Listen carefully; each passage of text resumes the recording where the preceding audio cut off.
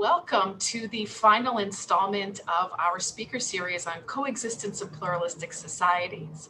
I'm Jennifer Murtazashvili, the director of the Center for Governance and Markets here at the University of Pittsburgh, and this is our last event of the academic year. And we're just so grateful to have had all of you as members of our community this past year. And last but not very least, we're just delighted to have Professor Jesse Driscoll and Professor Arjona with us to discuss Jesse's latest book, Doing Global Fieldwork. And this is a really exciting book for all of us. It's just come out with Cambridge University Press. A little bit about Jesse. He is a professor at the University of California at San Diego in the School of Global Strategy and what is it called now, Jesse? Global Policy and Strategy. Global Policy and Strategy. And his first book, Warlords and Coalition Politics in Post-Soviet States, was published by Cambridge University Press in their Comparative Politics series. And it is a fantastic book that I highly recommend to all of you who are interested in doing field work and doing really fascinating and rigorous mixed methods research. And his work is really on post-Soviet states, but done a lot of work in the Horn of Africa as well. And he has a brand new podcast, which I want to point you all to. It's called Raiders of the Lost Archive, which he co-hosts with Christian Davenport at the University of Michigan. And the purpose of the podcast is interviewing scholars who've done fieldwork. And talking about their fieldwork experience and how they've collected data and the challenges that they've collected data. And you can follow this, their podcast on Twitter at Archival Raiders. And it's just launched. So it's just a really nice complement to the work, to his book that he's going to discuss today. And in discussing his book, we have Arjona, who is another of our world's top scholars on civil conflict. She's an associate professor at the Department of Political Science at Northwestern University. She was the director of the Center for the Study of Security and Drugs at Los Andes University in Bogota, where she is now an associate researcher. She got her PhD at Yale University and has been affiliated with some of the top research programs in the world, the Earth Institute at Columbia, as well as the Kellogg Institute for International Studies at Notre Dame. Her work investigates the dynamics and legacies of organized violence, especially civil wars, organized crime, local governance, state building, and the foundation of political order. Her book, Rebelocracy, the Social Order in the Colombian Civil War, which came out with Cambridge in 2016, is also just, together with Jesse's book, they're sort of some of the top books that have been published in the past 10 years, really, I think, ever on civil conflict, and just really an example for all of us to think about as we're thinking about doing field work and mixed methods work. She's also the co-editor of a fantastic volume on rebel governance and civil war, which came out with Cambridge University Press several years ago as well. So Anna will provide comments after Jesse introduces the book.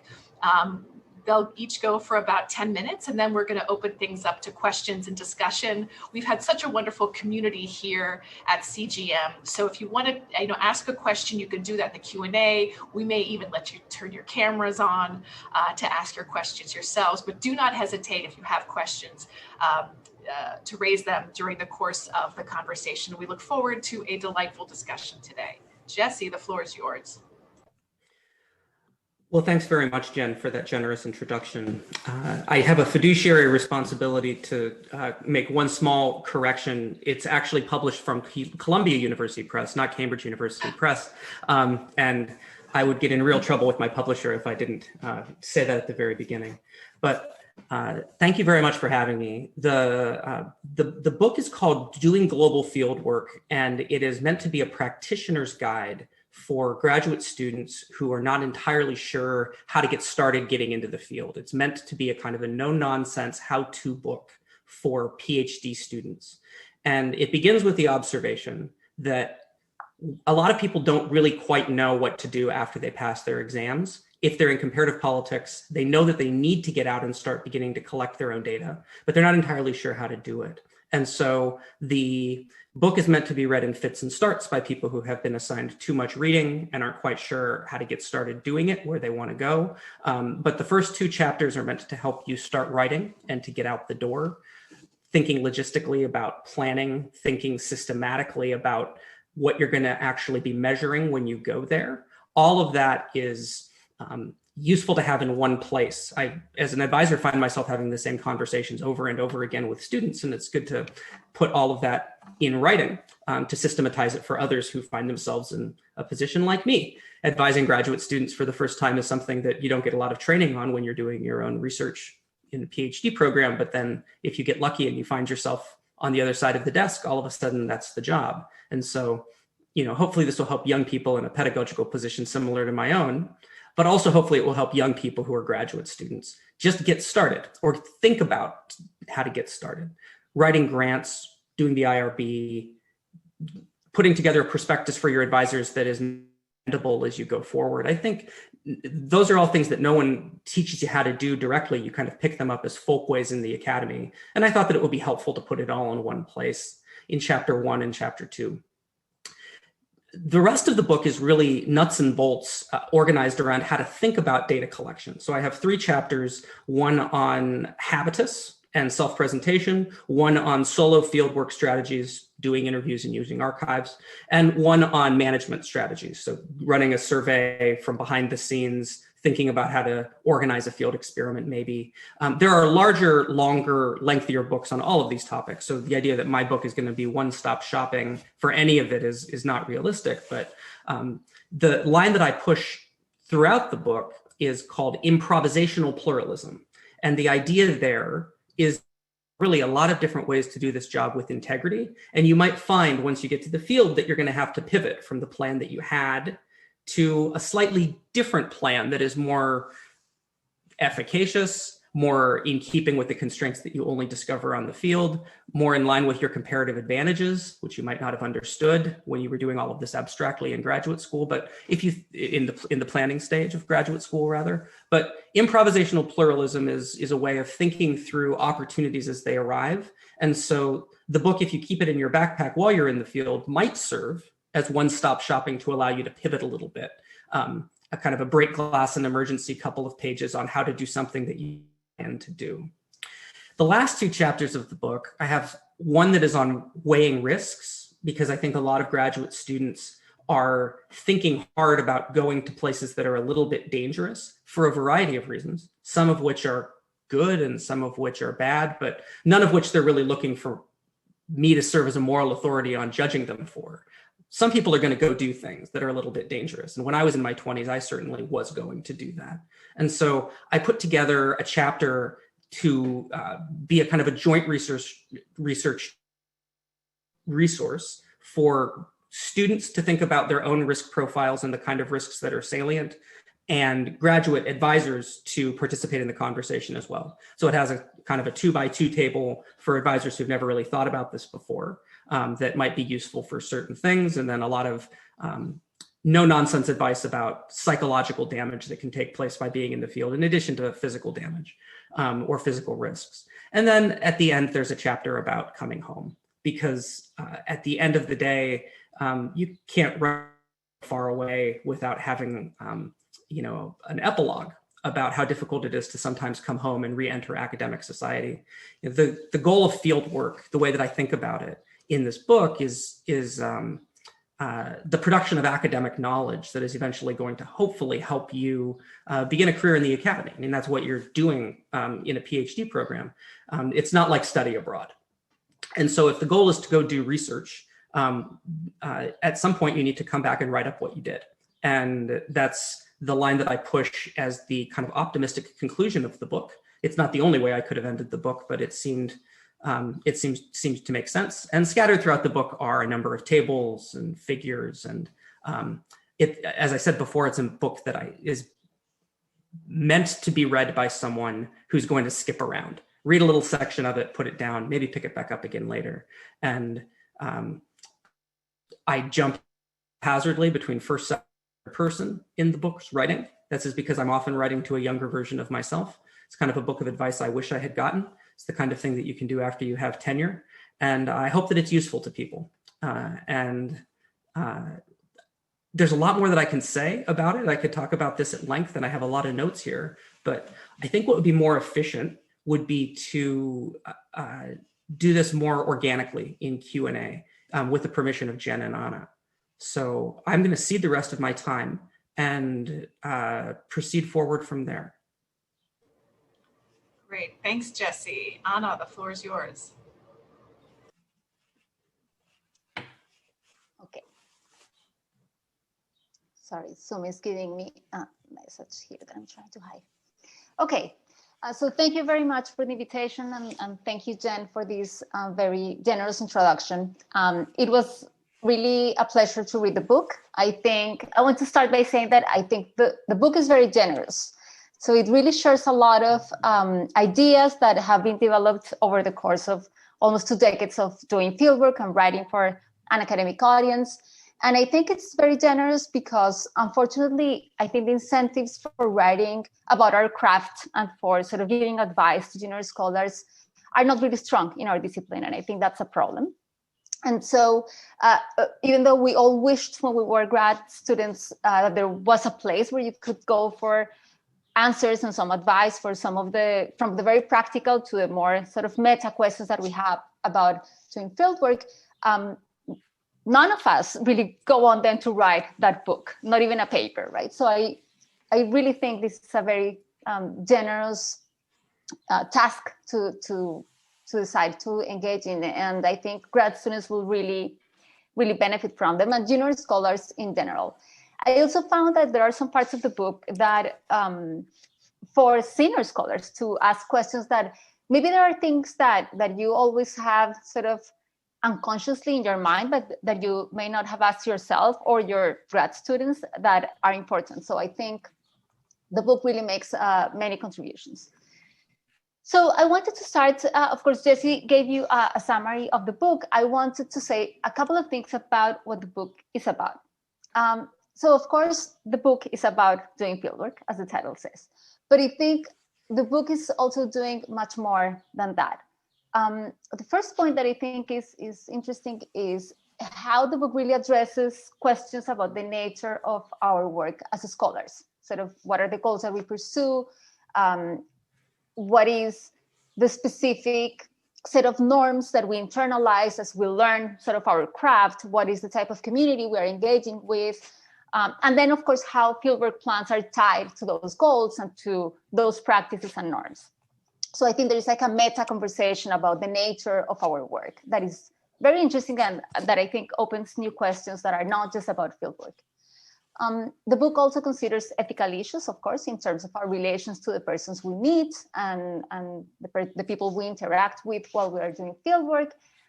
Also in terms of what we owe to our community of scholars, to funding sources, to agencies, and so on and so forth. And again, these are things we talk about in our classes with our students, but I think the book also opens some new conversations. And again, it's not just thinking of the usual questions on ethical issues while you're in the field, but more generally about other ethical issues of the life of the scholar or the scholar who does the kind of work we do.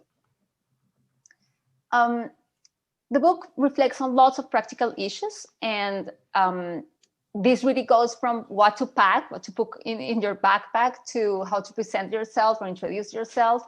And I think this is really, really useful because many times we are not even aware of the many things that we will have to decide, or that we will have to have some tips in our mind as we are learning to do fieldwork. So that part of course is also very useful.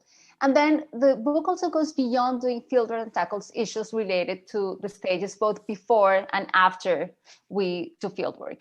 So research design, and then how do you go about writing about your results, and how do you make the transition from collecting data to actually presenting your findings and articulating a contribution. I'm going to turn the light because the sun just went away and I don't know if you can see me anymore. Better?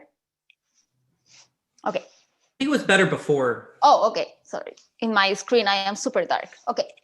So my comments. So the book discusses many issues, and of course I cannot possibly comment on all of them. So I selected a few to discuss. In some cases, I just want to highlight how important the contributions are and how useful they are. And in other cases, I want to offer additional views or additional points to consider, or to complicate things a bit, just because that's what we do in our guild, as you call it, right? So the first thing is highlighting some of the aspects of the book that I think are crucial and emphasize the contributions. So the first point that was very visible to me is that the book identifies a lot of important questions, ethical, practical, methodological. So it's not just about the answers, but just the questions it raises. And I think this is important because, again, one of the issues that we have when you embark in something new, whatever it is, doing fieldwork or anything else, is that we are often very ignorant about what we don't know. So the book sort of pushes us to realize that these are the kinds of things that you have to start thinking about before you go into the field. And as I said before, it's not just about fieldwork and being in the field, but also about other aspects of our craft. I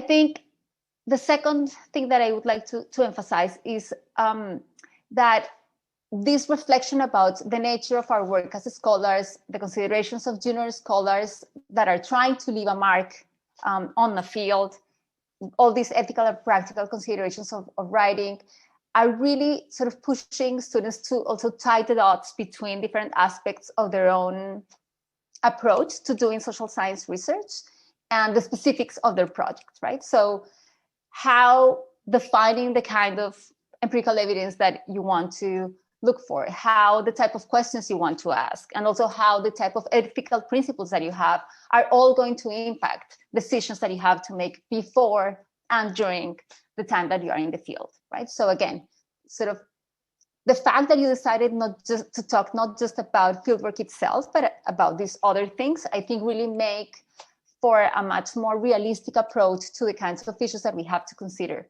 when we are trying to decide how to plan our fieldwork, what to do in the middle of a problem that arises while we're in the field, and when we come back to write our work. And then, of course, the book offers very useful responses to these questions, right? And I want to focus on a couple of them. And although, as I said, there are many, many aspects of these issues that the book successfully addresses. So the first one is Jesse approaches our community as a guild, and I think the metaphor is quite useful. So using this framing, he verbalizes a lot of things that we learn over time and perhaps we seldom really reflect upon consciously. And I think these are parts of the book that are very useful for junior scholars and for mentors, because they really bring up overlooked issues that, again, we should be thinking about when we make a lot of decisions about how we want to research and what kind of researchers we want to become, in a way. I think it's also very interesting, and I don't think I never thought of it in this way, how to really help students understand the process of becoming the type of community members they want to become, right? Like make them really think about what kind of community member you want to be, and not just assume that there are these few principles that I can tell my students this is it. But we reflect on those goals and those principles, and then again, how that impacts a lot of the decisions that you are making. The second point that I wanted to emphasize is this idea of improvisational pluralism that Jesse already introduced. And this is an idea that is invoked throughout the book. As I understood it, and you can tell me if I'm wrong, it means accepting that when you do fieldwork, you will have to change something sooner or later, your research question, one of your hypotheses, or many, or all of them, the way you measure a variable, the mechanisms that are involved, even the method you use. Right? And you give examples of how in the middle of the field of doing fieldwork, you may decide that you're actually going to go for an experiment because you're going to take advantage of this external shock, right? And the second aspect of this idea of improvisational pluralism is accepting that there are multiple methods in our discipline, that they all have their strengths and limitations, and that you have to be aware of that. And even more, that maybe the best method to answer your research question is not the one that you thought you wanted to use, because that's your preferred method for other reasons, right? So this idea of adaptability and acceptance of pluralism in our discipline in many ways, I think it's very important. Not that you're telling people that they have to believe that all the approaches and methods are equally valid. Of course, some people will never agree with that, but you are asking junior scholars to understand that there is always a range of options, a range of methods, a range of ways to approach specific needs for a research project, and that having this open mind is absolutely essential when you are doing fieldwork. Chapter 3 is entitled How to Think About Self-Presentation Once You Arrive. And I think the chapter is about much more than that. It starts by pushing readers to ask themselves what kind of researchers they are. And I think this is crucial, and perhaps not an exercise that students do very often, or that we as mentors ask students to really engage with, at least not consciously. And I think this is important for several reasons. So one, and Jesse mentions this in another part of the book, when you go to the field, it's critical to have a clear set of values and principles that are going to guide your mind in difficult situations. We know as social scientists that emotions cloud our minds, that self-interest can lead us into motivated reasoning. So you don't want to wait until something really bad happens to try to decide what are the principles that should be guiding your decisions. And so having this initial reflection on the type of researcher that you are, on what are your goals for doing fieldwork, on, again, what kind of member of this community you want to be, and also how you approach the position of the researcher in society at large, this is going to be important to define those principles. So that's one reason why having this sort of conversation with oneself about what kind of researcher I want to be is very important. A second reason is also that having a clear sense of sort of what kind of researcher you want to be is also going to drive some of the decisions you make about methods, about how you collect data, about the kind of data that you want to collect, and then also about how you're going to write up your results. So having this honest conversation with yourself may really help you to find a good conclusion about what you want and should, and what you don't want and should not do, right? So again, tying this to these sort of issues of identity, epistemological positions, ethical views is very important. Chapters 4 and 5 delve into the specifics of conducting fieldwork with different methods, and Jesse already mentioned them. I'm not going to repeat this. I just wanted to say that there is a lot of practical advice in these chapters, and they also raise important epistemological and ethical questions that underlie a lot of the choices that we have to make. So for people who are not even considering doing this fieldwork, but who are maybe trying to be better readers of work that is published using these different methods, maybe participant observation or maybe experiments, and you have never done it, you don't want to do it, I think these chapters are also useful ways to help us understand and sometimes refine our judgments about how other people are doing their work. Because it's really hard to imagine the many different layers of fieldwork or the type of fieldwork that you have not done, right? Okay, so now just a couple of additional issues to consider and to sort of motivate more of our conversation.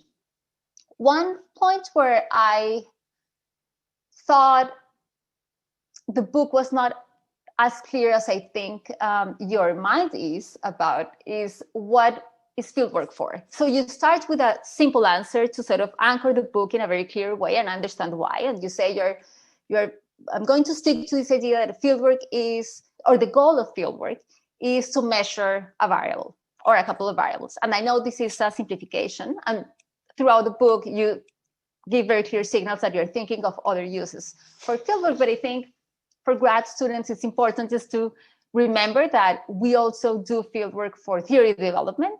And here it's not about measurement, but about refining intuitions and theoretical understandings of phenomena to come up with research questions, of course. You do that reading evidence on different cases or events. You do that by observing. You do that by identifying puzzles that are not well solved. But of course, doing fieldwork is one of the ways when you come up with interesting questions. You may do fieldwork because you want to develop hypotheses about mechanisms. So it's not, you want to measure these variables, but you're also doing fieldwork because you want to pay attention to 10 potential mechanisms that you have in your mind. And fieldwork is going to help you sort of narrow down that list and then measure also what you need to measure for testing those mechanisms. Sometimes if you're using process tracing for causal identification, as opposed to quantitative data for causal identification with statistical analysis, you want to collect causal process observations, right? And the kind of data you are collecting here is not really about measuring variables, but about measuring processes and the sequencing of events, right? So I think making this explicit is important for people who are using these methods and who, when they start reading the book, may think, oh, this is not for me because this is, I don't know, an experimentalist telling me that this is just about measurement. That's not what the book really is about, and it comes in subsequent chapters. A second point, it's a minor point, but I thought this is something that would be interesting to talk about. You have a very good discussion of dangerous field sites, and you and I come from the same field, civil war, post-conflict studies, and that's where we have done our fieldwork. And you talk about that. You talk also about sort of safety issues in context of limited sovereignty by the state, or where sovereignty is in the hands of other actors, and you talk about organized crime. But I was thinking of other conditions that are very common, even if you're not doing this type of work. For example, being a woman in some contexts, even if there's peace, if there is no presence of non-state armed actors, conducting fieldwork on certain topics while being a woman can be very risky or, in certain places. Or if you are conducting fieldwork on a topic that can really make government officials angry. Doesn't matter that it's not a country enduring a civil war or that has problems of violence on the streets, let's say. You can really be in danger if certain types of governments are really suspicious of you. And we unfortunately have cases of this ending in researchers, young researchers being killed, right? So just sort of thinking about safety issues more generally is important as well. A third point, and I'll wrap up soon, regarding ethics. So I hesitate to say this because I know you, and I know that throughout the book, it's very clear that you care a lot about ethics. But I wanted to mention that the discussion of IRB is very practical, right? So you're thinking about the poor grad student who needs to get a protocol approved and how to think about this, getting this done. I just wanted to defend the IRB in its own terms and say that it's great that we have to go through the IRB approval, that we need these boards. Maybe we can improve the way they work, but it's very important to accept that we can do a lot of harm when we do fieldwork, and that we do need, as a community, to have these sort of shared principles where we vet each other. And we have made many mistakes, and I think political science, comparative politics have done projects that are just wrong, really wrong, right? And so we need, I think, to be very clear with our students that this is not just something that it's a legal obligation, but this is actually super serious. And again, I know that you are very concerned about the safety and sort of the moral obligations to our human subjects and as just as a person going to another country. But I wanted to say that about the IRB. And then a couple of last points. I think the book sparks questions and debates about what our relationship with policy debates, policy design, and policy implementation should be. I know you don't want to take a position and impose it on others. I don't have a very specific position right now. I think it depends on the topic, but I think this is one of the potential topics that you could continue to work on, or maybe spark a conversation about it. Again, not because you necessarily want everyone in political science to have one stand, but I think it's something we don't talk enough about. And this, in the discussion about the different types of researchers and whether you want to change the world, whether you want to make states better, whether you believe in this, the social change idea of coming from civil society, for example, what is the role of the researcher if the goal is to construct knowledge? To what extent should we be involved in implementation of policies? To what extent should we let specific policy implications drive our research? To what extent should we not? To what extent should we really try to avoid not caring about policy issues, right? So I think there are a lot of positions here with often contradicting conclusions. And I think most people mean well. And I think a lot of us do this work because we really care about the questions we are asking because of their implications for real people on the ground. But that doesn't mean that we all end up sharing the same positions about how we should see the role of researchers in the policy world. So I think that's a conversation that you could continue to advance.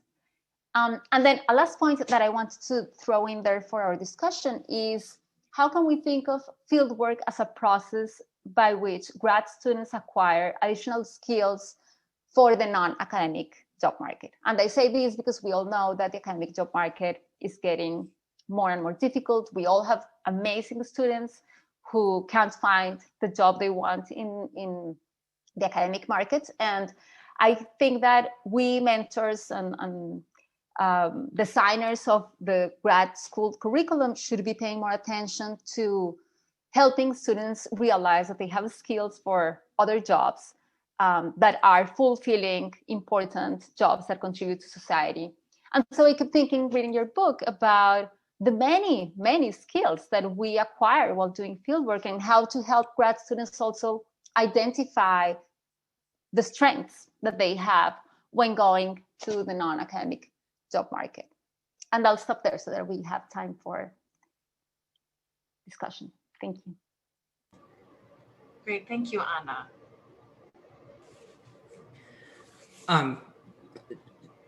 Should I respond directly or? Yes, absolutely. Sorry. All right, great. Yeah. So Anna, thank you so much for the generous set of comments. I'm going to limit myself to probably 5 or 6 minutes here, rather than hog the mic for the remainder of the time. And I think I'll just go in reverse order because that's how I have the notes. So in terms of skills for the non-academic market, I couldn't agree more. And I actually conclude the book by saying pretty directly to the readers, like, you should finish your dissertation, but as you're finishing the dissertation and going on the market, go back and think about all of the different things that you now are, that you weren't before you went to the field, and all of the different things that you now have, and all of the things that might be out there for you. The reason that I don't shove a particular bullet pointed list of skills down people's throat is because there are so many different kinds of fieldwork and the improvisational pluralism line from chapter 1, which lays out a whole bunch of different things that different people in our community all value about the field, would make it hard to then get that toothpaste back in the tube in an elegant way in chapter 9. I just say, think about you and think about your project. But you're completely right that the guild is not for everyone. And that's part of why the analogy has worked so well for me as a kind of I'm glad that you liked it. I hope other people like it too. It is kind of a metaphor for a super metaphor for a lot of different things to organize the structure of the book. We have this language of a job market. It's not a job market. I mean, if you think about just how many people there are competing for how few jobs, I think it's quite clear that we are the last guild, other than maybe sushi chefs. It is that survived the Industrial Revolution. There are a tiny, tiny number of local monopsonies with virtually no turnover. And you are expected to acquire highly specific skills over the course of 8 years to please a tiny coalition in a tiny place. And then that is not the labor market that economists are modeling when they talk about functioning markets, right? It's simply not. And so, if someone had explained that to me with more clarity when I was younger, I think I probably would have been even more opportunistic about trying to acquire skills in order to leave academia, frankly. And maybe that's just the way of the world. Maybe that's why political science is spending more time now training data scientists. People are more likely to spend their time in graduate school hybridizing skills that are valued by a wider marketplace, and more prestige is heaped on certain kinds of research than others because of the perception that there are exit opportunities for those graduate students, not for other kinds of graduate students. The more I talk this way, though, and I certainly, I wrote first drafts of paragraphs and then got rid of them, is that I don't actually believe that that's virtuous in every case, or almost maybe in any case. At the end of the day, if you're a really high quality archival historian and your work becomes legible to the community of historians, and then your complaint at the end of all of it is that, well, I'm not making the data science money that I might have made. I mean, who am I to say that you didn't live the best version of your life, right? At the end of the day, a lot of people get into political science because they're interested in normative questions, and not all normative questions are going to be answered with survey experiments and, big data approaches. I just don't believe that that's true. I also think that sometimes the fads are driven only by fads, not by market expert. Like oftentimes we're just trying to keep up with development economics because of some perception that development economics have policy implications, and that may or may not be true. That takes us to the question about the relationship with policy positionality or policy positions. And I'm glad you liked chapter 3, because it was my effort to put together a table, a 3x3 table that articulates different, I tried to make all 9 of them pretty sympathetic. Different fully contained moral communities that are recognizable, I think, to most of us. Like most of us can find senior colleagues that we find to be pretty inspiring role models in all of the cells, or at least in most of the cells. And that suggests that there's not going to be convergence in the field. That suggests that there are going to be a lot of different pockets of communities that are looking for graduate students to do different kinds of things. It also implies, however, that when you're looking for audiences outside of our gilded community in the wider policy world, there are different audiences looking for different things there too. So the way that Erica Chenoweth thinks about audiences for her work is going to be different than the way Scott Sagan thinks about audiences for his work when they think about work outside of the academy. And that's not to say that Scott is training Beltway bandits and Erica is training roving activists. That's not the claim. The claim is that these are role models that fit relatively easily, and they're both good people, but they are producing people who will leave the academy and do different kinds of things and know why they're doing different kinds of things once they do. And so it's very complicated as well when you overlay the set of questions about how you personally want to have a research impact, and the questions of access to funding in order to do research. I think oftentimes these questions about your personal politics mask real material differences in the field between people who are capable of linking up with grant writers who are rainmakers and then they learn how to talk like a missionary in order to get the grant. I think that is something that is often swept under the table in these conversations, because no one wants to think that that they're doing it for the money. People want to be researchers, and they talk themselves into a narrative where they're doing great research by the highest standard that they can, and there just happens to be money there for it.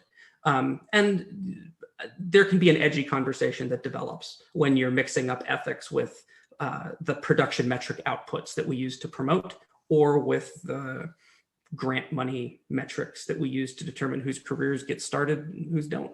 So I'll leave it at that, but I think it is the right conversation to be having within our community. And you're completely right to call me out on not taking sides on it in the book, because I'm not trying to make enemies. I really do try to stand at a distance. And, for those of you who haven't read the book, or don't read it with great care, there's a kind of a cheat sheet in there, which is that it's a 3x3 table, and the middle row and the middle column don't argue with each other that much, because there's norms of respectful academic interchange that anchor the middle, and there's the liberals are all on the same side in the row. It's the upper right and lower left, and the lower right and the upper left that really find a lot of ways to make cutting comments that draw blood to each other. And you'll recognize what I'm talking about if you actually think through those communities and who they are and why they say the things that they do.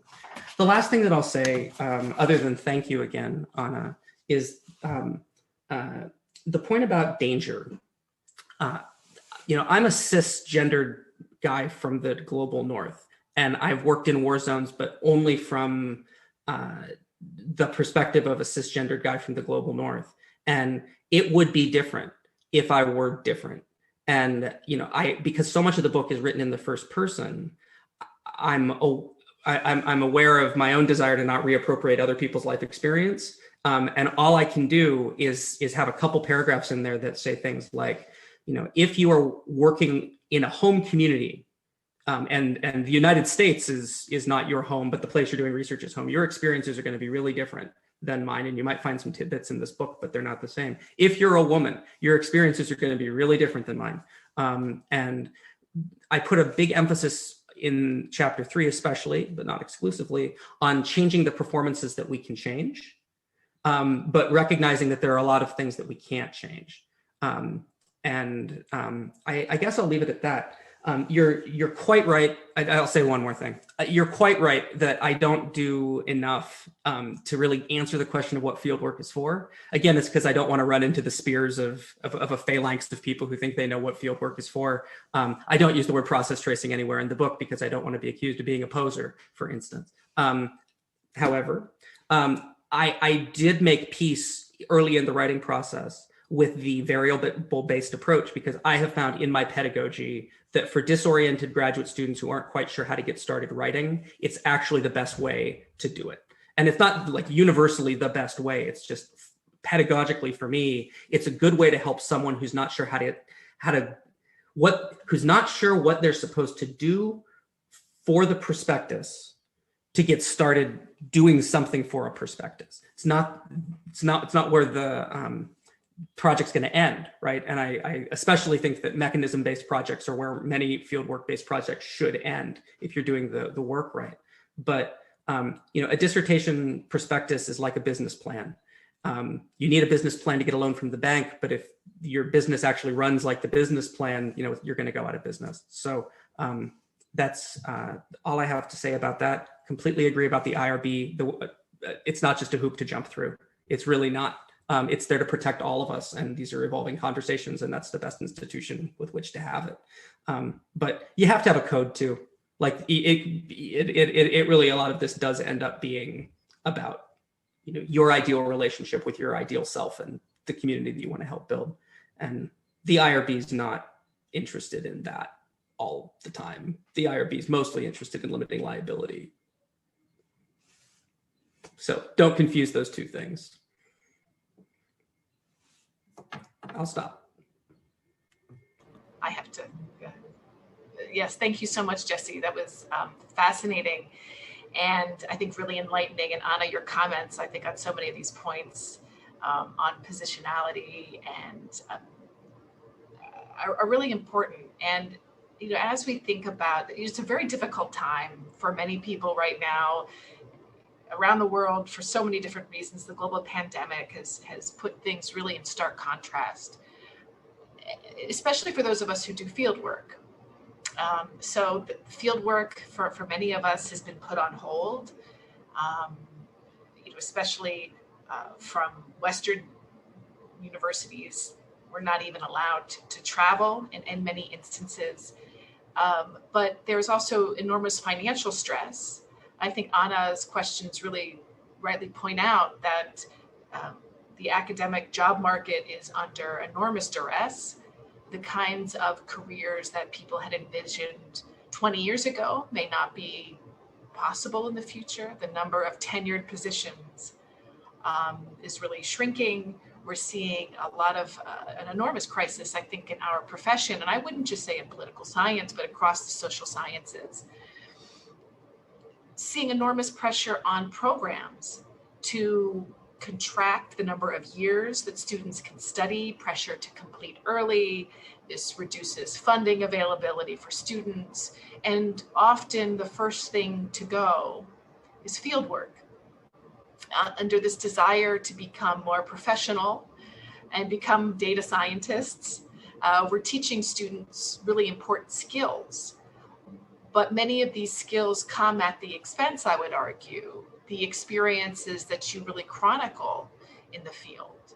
And I'm wondering if you could say just a few words about your impressions. I think Anna really quite rightly points out that you get so many skills as a scholar working in the field, as a graduate student. I want to ask you just a couple of questions about research assistants as well. But if you could say just a bit more about what you see the future of fieldwork as. In many ways, it does seem a bit old-fashioned at this point that we ask graduate students to give up a year of their lives, to go into the field and to conduct research. Are there other paradigms for this kind of work? And where really do you see the future of this work given these global dynamics?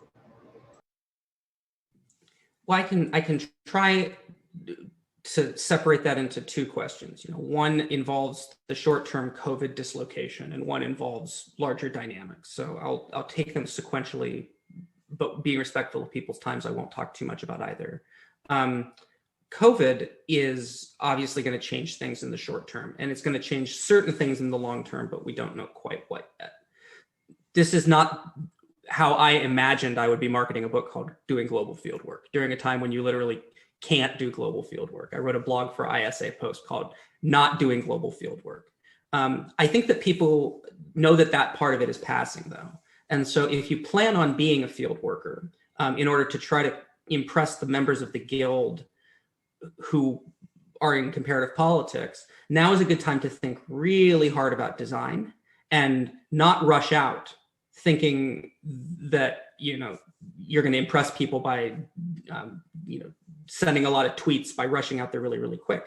I think that now is a time to take advantage of the fact that we're living in a really exciting time in comparative politics because we have a lot of data at our fingertips. A lot of people are sharing data sets. It's part of the norms of transparency. And that means that from your desktop, you can do the kind of work that couldn't have been done 20 years ago.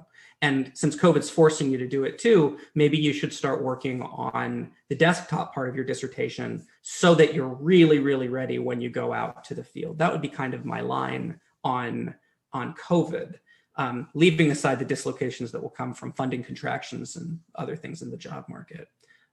But this is a good time to take stock. If you were planning to go to the field and you can't, I think you should spend the time to think really hard about your comparative advantage. Now, in terms of the future being radically different,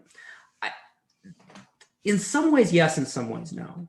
I think that because we're a guild, ultimately you are making a decision once you are a first year in graduate school. You may not think about it consciously, but you have left the labor market. And you've made a decision to leave the labor market for 10 years or so in order to have a chance at becoming a university professor. Not everyone's going to get that job, but that's the trade-off. And for some people, the pathway is to put your head down and write as many papers as possible. And for other people, the pathway is to retool. And part of the field is retooling. Part of the field is sending a costly signal, not just to the market, but to yourself, that you're capable of slowing down, learning another language, listening to people, thinking about the world from another, like the perspective of other people. And I don't think that there's really a substitute for that, actually. If we are going to continue to be a community that values the labor of people who go outside the ivory tower to collect original data sets, and that's a loaded term maybe, original observations, to figure out what's actually going on out there, and then come back and tell us what it is, rather than just wait around for the game theorist to explain to us how the world works. Or I can be pejorative towards what non-field workers are doing, and I'm not trying to be, but the value that we place on empirical data and observations that are gathered from this place that we call the field, I don't think there's really a substitute for that. I think there's a lot of complementarity with technology. I think people are going to figure out how to do long distance research better. I think there'll be a lot more archive sharing in digital forms. I think that in the future, graduate students will go out armed with web scraping techniques. And I think that that's all really exciting. This is a great time to be a political scientist. There's stuff that you can do now, recruiting samples that were invisible before. And now everyone in Mogadishu has a cell phone. So they're not as invisible as they used to be. I mean, that's just an exciting research frontier. But you can't do all of it from your laptop in your dorm room. I mean, you just can't. So that was a little bit all over the place and scattershot. But I think there will be a market for the book long term. And that just means that the technology parts are going to seem really dated in the future, I'm afraid. So that's my optimistic take on it. There are some ways to be pessimistic about the market, and there are some ways to be pessimistic about evolutions in the field as well. But why be pessimistic? I mean, life's too short. There's never been any money in this racket, so if you're not having a good time, you're doing something really wrong. And I think the field work is the part of the job that I value the most. It's the part of our craft that I want to make sure doesn't get lost in all of these training dislocations. And so you have tenure, you get a little bit of labor protection, and you get to think about what it is that we actually value in what we do. And for me, I think the field work is the answer to that question, not the policy relevance. I mean, I think that's mostly chimerical. I hope you're right. I really do hope you're right. Well, I'm certain that the policy relevance is mostly chimerical. Yes. So I think that that's a self-serving illusion for political scientists. And so when you take that away, what's left? Well, I mean, I hope you're right about the value of the field. And we could have a much longer discussion, but I'm just seeing a lot of pressure to cut years, so all the careful thinking that you're talking about, you're considering. Students face enormous pressure to get done quickly in ways that I think are quite new. And that the first thing to go is field work, unfortunately. And Anna wants to jump in here. Yeah. Sure. No, a couple of things. I think I agree with both of you that I'm not sure Jen has said this, but I think you think this, that fieldwork is irreplaceable. I mean, I do think you can understand a lot about political phenomena with data, newspapers, existing literature, but there are many things, especially for certain research questions, where you really, really need to be in the field. Even if you're able to collect data with a survey where you just hire a survey company, knowing how to interpret the results often requires that you have done fieldwork, that you have been there, and not that you have been there 20 years ago, because things change. So how do you interpret, or how do you assess whether a proxy is good or not?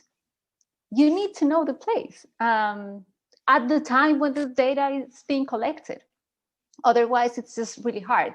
So I do think that we won't suddenly start not expecting or not valuing fieldwork. That said, I think right now with COVID, I think one of the difficulties is that ethically, it's really hard to decide to go on the fieldwork. You can't put anyone in danger. You can't risk for your own, even if it's not thinking about your career. You think you're really contributing to knowledge, and that, of course, is a public good. But that's something you can do in a year or in 2 years. So you can't really justify putting people in danger. So finding, ways or principles to know when is it ethically correct to go to the field is very important, and it's difficult. And I think it varies from place to place. Now, I think thinking about what Jen was saying about the pressures right now, what are the options for grad students right now? One thing I have been thinking about is how to create like, I don't know, like a model where many of us have a lot of data that we have collected when we are doing fieldwork, and some of that data we're planning to use whenever we have the time to write that paper, or some of that data are useful for research questions we haven't asked. And I have been trying to think of ways of inviting collaborators, grad students who are not able to go to the field, who can use this original data that is not public because it's my data that I want to use, but I still don't have the time to use it for everything. And think of collaborations, but in ways that we as a community know that these students can really be assessed fairly because they had to be in grad school during a pandemic. So we can think, I think, collaboratively of models where we can invite people, not just in our university, right? So I am right now talking to someone who is at Berkeley, trying to see if we can do something together on gender and conflict with the data that I have, right? And so trying to think what is a good way of working together, and then maybe give these students also the opportunity to have solo papers with our data and other, collaborative projects, or bring more students to work as a team, in using some of this. I don't know. I think we can innovate a little bit and be more creative. Also in ways that they are doing work right now, and then if they can go to the field, they can extend those projects with additional field work in places that they have been reading about, where they have been using data and already writing papers or dissertation chapters. So I don't know, I think we need to be more creative and sort of develop some labels so that when the time comes for the job market, we can communicate these things in a clear way, and we sort of know how we are assessing the contribution of students in this situation. I completely agree. And Diana Kapojewski at Georgetown and a number of other people have been trying to institutionalize exactly what you're talking about with qualitative research repositories. And COVID has accelerated all of that, which is the good news. The bad news is that I do really worry that we don't actually have a mechanism to stop graduate students from deciding, well, I'm vaccinated, I don't think of myself as a human rights risk, and if I don't get out to the field and start collecting data, I'm going to be in real trouble because of all the pressures Jen is talking about. I do worry about a big rush out into the field this fall by graduate students, and it bothers me a little bit. As a community, we're not really attuned to the possibility that we are committing human rights violations by doing research. Like, that's just not part of our internal conversation. I don't know how to make it part of our internal conversation when the pressures on graduate students who are fourth years right now are so psychologically intense. I mean, people are really worried about having lost, years of sunk cost, and that puts them in a very difficult vice psychologically. Yeah. So we do, we've reached our time, but we do have a question from a graduate student, and I thought it would just be important to ask. How do you see the opportunity cost of doing field work for several months that could be the time for many graduate students to do publications? How do you think the fact that qualitative research is less valued sometimes compared to quantitative studies, especially in the peer review process? I think this is, as someone who this is something I struggled with a lot when I was doing my field work. I was seeing colleagues, my Americanist friends, right, churning out papers, and I am, sifting through data, collecting it, and then analyzing it. Do you have any thoughts about that? Yeah, the whole book is actually aimed at that particular question. I redress that particular question on every 10 pages or so, because I think that it's the central trade-off that you have to engage with. It's not just a couple months. It's actually a couple years, and that it makes the sharp edge of it even sharper. That you're actually leaving during your third or fourth year oftentimes, and you're coming back in your sixth. And during those windows of time, your Americanist colleagues or quantitative colleagues, or however you want to other them, have written 5 or 6 papers. And they really have learned some things that you haven't learned. And that makes re-entry very difficult. And you should think about that up front before you go. And you should think really hard about the fact that once you come back, you're going to have to work twice as hard to catch up. And that's the job. And you should be prepared for that. And part of that is going to require that you actually believe that one of your papers is worth 5 of their papers. But I would add something that at least I took a long time to realize. And it's that when people are reading your work and hiring committees and whatever, tenure letter writers, people start to learn to differentiate very quickly the kind of scholar you are. So some people are going to be the 15 paper scholar with, data set downloaded or super expensive service that they can do from their desk and hire people to do. And that's fantastic. And it's a great contribution. Other people are going to produce slow projects that entail a lot of field work. And if the contribution is really good, it will show. And they won't say, oh, you just have whatever number of papers and a book.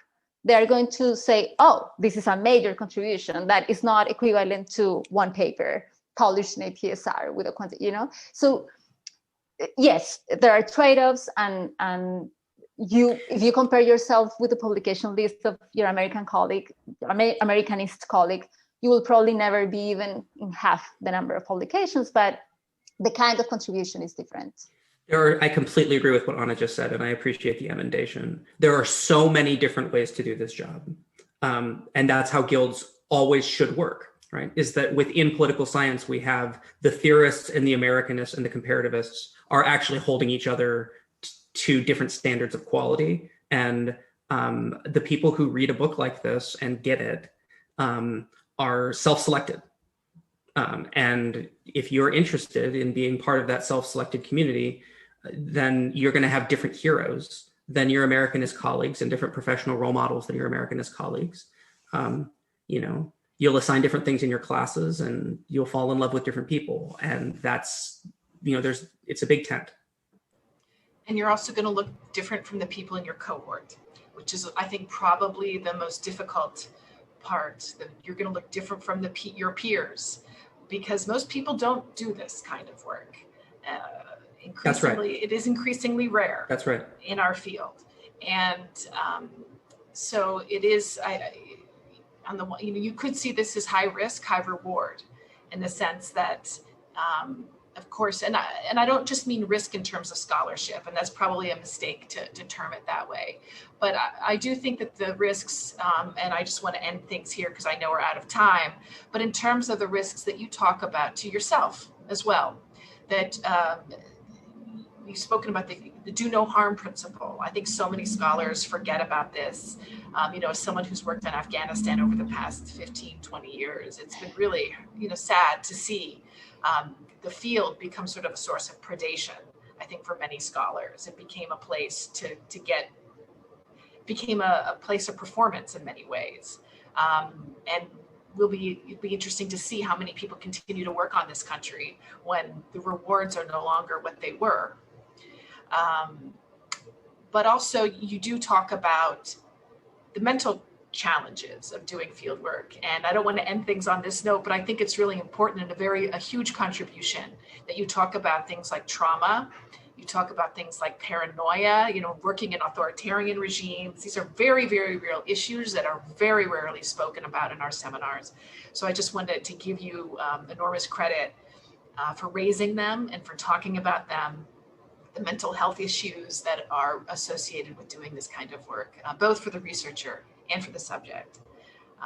So highly recommend this book, Jesse. Thanks for the hard work that you put into doing it. What I love about this book is that you really wear your scholarship lightly. And in our field, to not take yourself so seriously, but to take the work seriously is very hard to do. So just thanks for the effort that you put into writing this, to sharing your thoughts on this. Anna, huge thanks to you for taking the time to share so eloquently your thoughts on the book and the contributions that it makes. And we'll look forward to engaging with both of you in the future as we continue to do more work at our center on fieldwork, on how we do field work in difficult places. And we're going to be doing a lot more work in the years to come as the world opens up to all of us on working on informality and doing field work in these difficult contexts. So thanks to both of you. Enjoy your summer. Thanks to our CGM community for a wonderful year. And we look forward to seeing you all soon. Bye-bye. Thanks a lot, Jen. I can't think of a better book launch than this. What an honor. Yes, thank you. And thanks, Anna. Thank you for the invitation. Bye. Bye-bye.